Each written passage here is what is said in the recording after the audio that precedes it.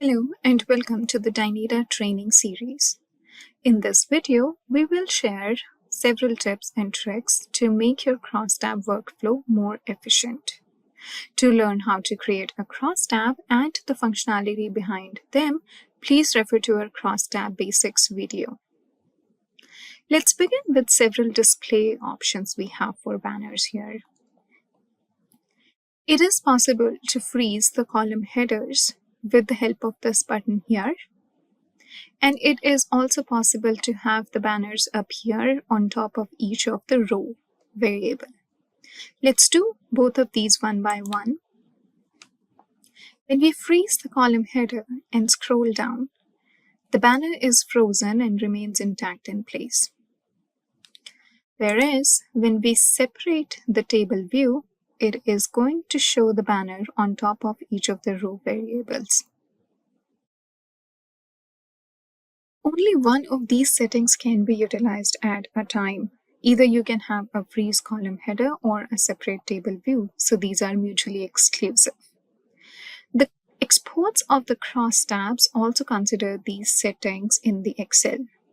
We have two examples here. The separate table view will show you the banner on top of each of the row variable. As in the freeze column header, the header would remain in the place and you can scroll down in the crosstab.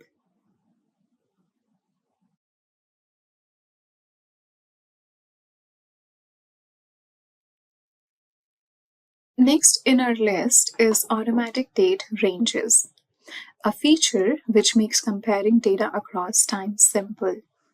If you have ever worked with a date variable in your projects, you may have set up date ranges in your file before uploading it, or you might have made a user-defined variable to convert the raw dates into meaningful values like weeks, months, or quarters. In MarketSight, a date variable can be used in a crosstab straight away without taking any other steps. Once the date variable is added to the crosstab columns, the Create Value Ranges option allows users to create common and custom date ranges. You can set the date ranges automatically or manually.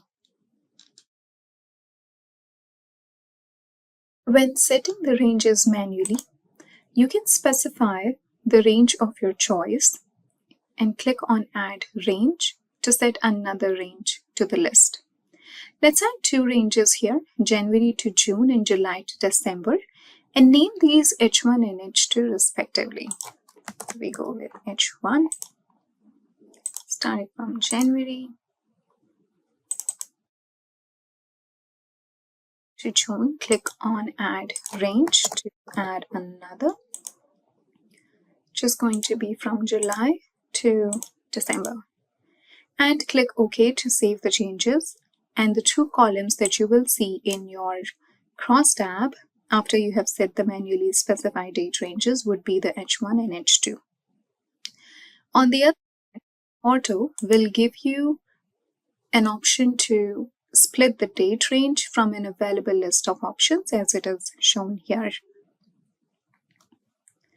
So I'm going to split each of the dates based on the quarter. So I'm going to go to quarterly in that case and click OK. The date ranges are immediately added. For each of the quarter, I have a separate column in my banner.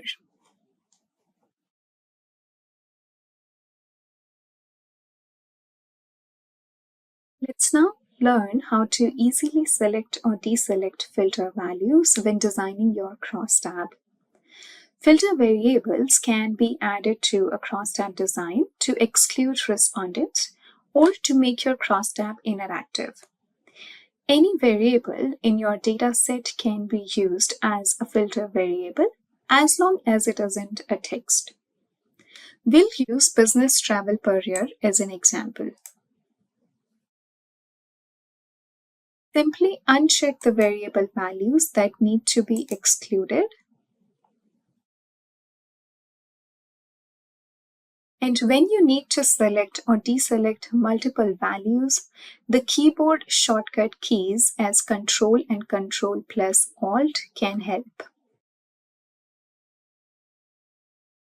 Use Control if you would like to select just one variable value, deselecting everything else. Simply hold down the Control key on the keyboard when clicking on a value.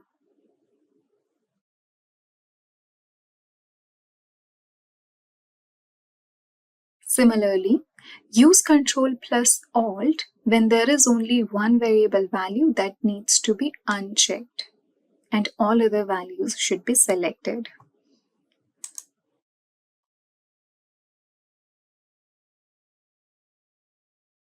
Our next step is about adding aggregate columns.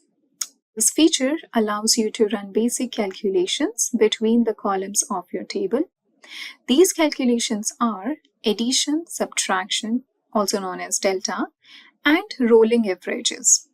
As best practice, start by turning on the column letters from the Statistics tab, as the column letters are used when defining the desired formula.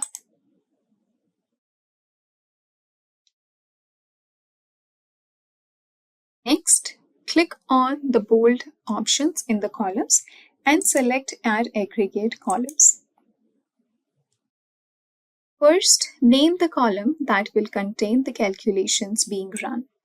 I'm going to name it Total.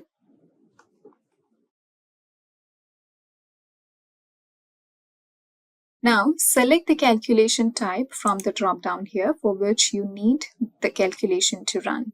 I'm going to leave it on Count.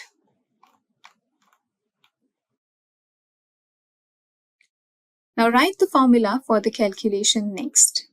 Hovering over on the icon will show you how they are written along with simple examples. For example, we'll add first 3 columns of our Crosstab. The formula will be either of these. That is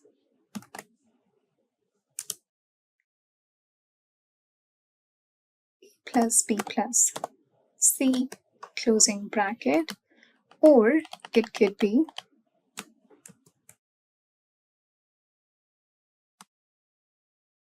to C closing the brackets. Repeat this process for all the calculations that you wish to add. So I'm going to do this for column percentage as well. Simply going to copy and paste the formula from my first calculation to the second one and click OK.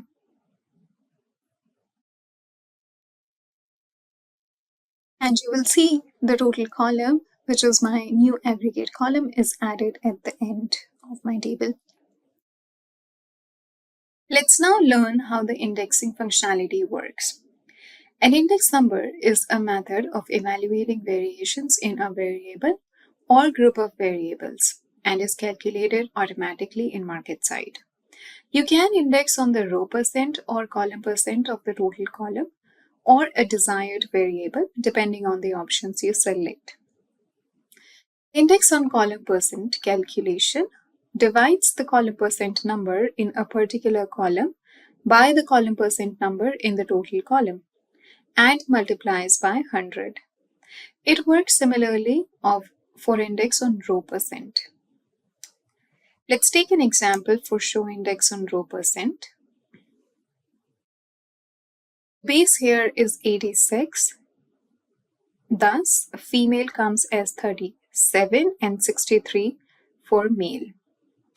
Similarly, if we check the show index on column percent, we get the index based on 415 for male and 202 for female. The results can be highlighted in different colors when above or below a certain threshold to make them quicker to read. To do that, head to the Display tab. Towards the bottom, the available options list, you will find settings for highlighting indexed numbers.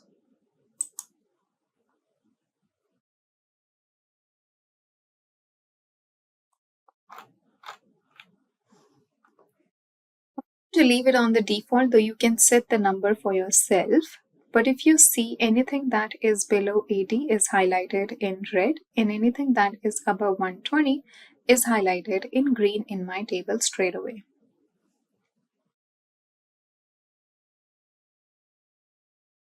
Next on our list is rebasing. In some situations, a survey question may not be asked of all respondents. When a survey is built, the programmer can code this with a unique numeric value, or they can elect to leave the cell for that answer blank. Blank cells do not contribute to the sample size in the crosstabs. As a result, it is possible to see a base that is different than the sample size of the dataset. In MarketSight, it is possible to include system missing responses as a new value by using the rebasing feature. This adjusts the sample size of the crosstab or variables to the total sample of the dataset and adjusts the crosstab calculations to match. This can be done for all row variables or for individual variables. For example, let's rebase a single row variable to include all respondents. Click on option Rebasing and check the box stating include system missing responses. Doing so will include all system missing responses in the sample size and will revise the calculations based on the new sample size. Previously, the sample size is 394. You can see how this has changed and the system missing responses are now part of the calculations. You can also utilize filter user-defined variables to rebase down to defined subgroup in a crosstab. The process for this begins by creating a filter variable. Please refer to an additional training video to learn how filter variables are created. So once you have a filter user-defined variable ready, click on Options again, Rebasing. This time, select the Filter UDV from the drop-down menu. Note that the rebasing can be applied to other row variables of the crosstab by moving to the box on the right side. Click OK to save changes. Here you can see how sample size of the variable has been changed based on the demographic filter user-defined variable. And now, last but not the least, is Excel exports of crosstabs. Excel is the most commonly used file type for exporting crosstabs. If you export a crosstab without making changes to its default settings, the outcome will look something like this. The exports aim to look as identical as possible to your online view. This can sometimes result in extra empty cells. While these cells create spacing like shown in the online view, they can also interfere with post-processing. The tips we discussed today will allow you to adjust your crosstab design before you export. This will reduce or even eliminate extra empty cells. By default, the row variable name appears in the first column along with the calculation names. But if you have a single calculation in your crosstab, you may not need to show the calculation name. On the Display tab, deselect this option, Show Calculation Names, and the crosstab will adjust its layout. The layout will be adjusted in the export as well, and the export will now look something like this.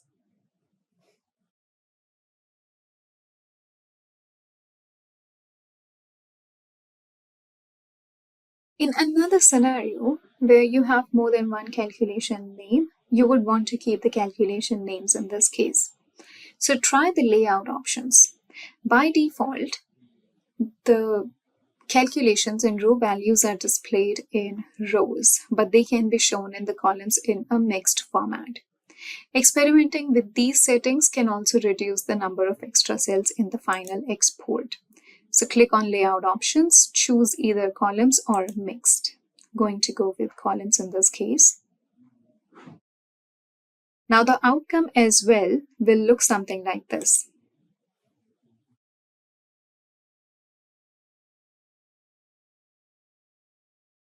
Finally, another way to condense the crosstab layout is to combine the similar calculations used by categorical variables and MRVs. This option is under the Display tab. When this option is selected, some calculations will be combined or aligned together in the crosstab. Percent sample size, which is used by multiple response variables, will move under column percent, which is used by categorical variables.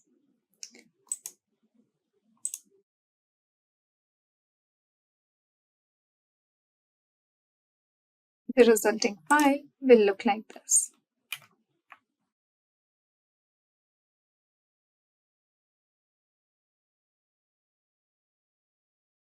We hope you find this video useful. If you're interested in learning more about crosstabs, please take a look at our other training videos. Thank you for watching.